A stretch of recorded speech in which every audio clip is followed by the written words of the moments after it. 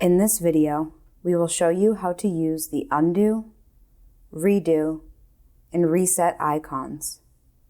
These may be found on the bottom right corner of the dashboard.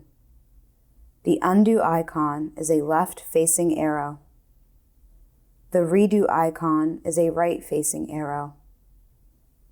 And the reset icon is a vertical line with a left-facing arrow.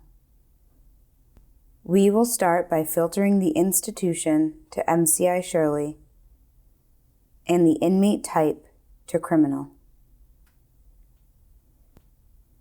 You may undo the last filter by using the undo icon. To recover the filter, use the redo icon.